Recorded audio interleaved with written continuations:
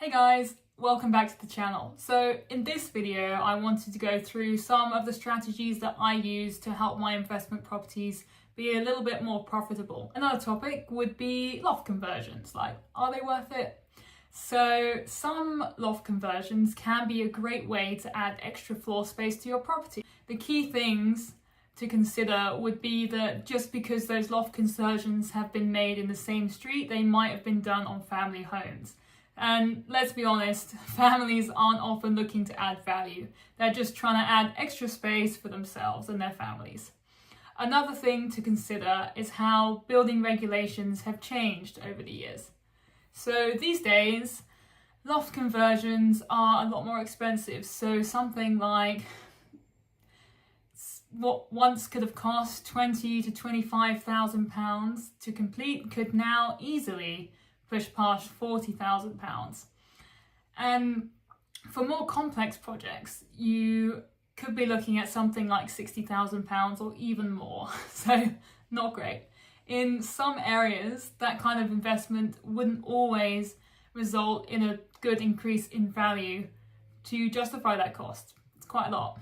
That said though, loft conversions can still be a great way to improve cash flow, even if capital appreciation isn't that high.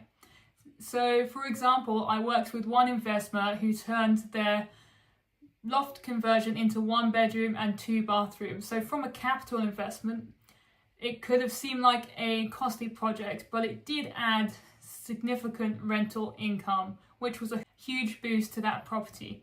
So one thing I've noticed is that the traditional refinance model is becoming more difficult. More investors want their money to work harder for them.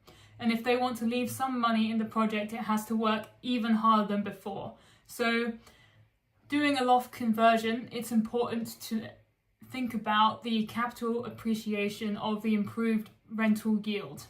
So the key would be to figure out what metrics would matter most for your investment. So the power of reconfiguration is also great. So that would be 1 bedroom to 2 bedroom conversion, for example, is one of my favorite strategies. It's just a simple change makes a big difference. So converting a 1 bedroom flat into a 2 bedroom property is a way to add significant value without a huge investment.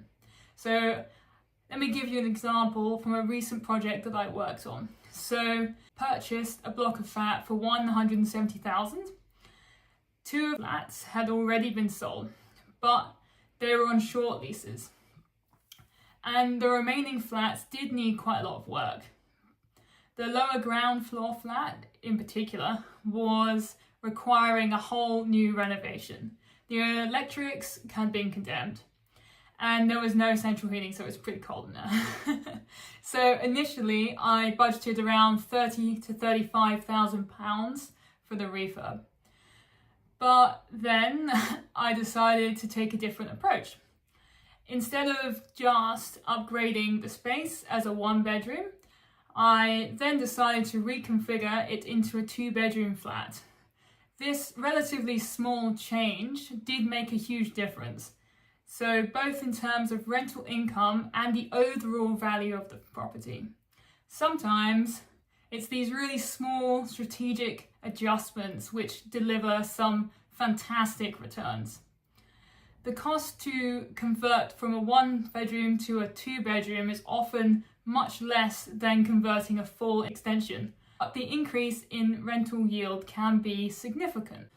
Okay, so the cost of the project came in at just over £640,000 and the property was valued at £630.89. But if I'd kept it as a 1 bedroom flat, it would have only been worth around £110,000 less. So the rental impact was equally impressive. As a 1 bedroom property, I found that it would have achieved around £800 a month. But after the reconfiguration into the 2 bedroom, I was able to then rent it for £950 a month. So that's great. An additional £1,800 a year in rental income just from making that small change. One of the keys to a successful reconfiguration is understanding things like plumbing and logistics. So if you want to move a kitchen from one side of the wall to the other, for example, that would be the cheapest way, just to move it from A to B, nice and close, if the existing infrastructure allows for this relocation. The costs would then be minimal. So you're just talking about basic plumbing and electrical works, plus any repairs where fixtures are removed. But be careful not to force layouts that are unsuitable for the space. People sometimes say, like, I could just stick the kitchen in the living room. But my response would be, okay, great, but where does that pipe from the sink go? And how are you gonna connect it to somewhere else?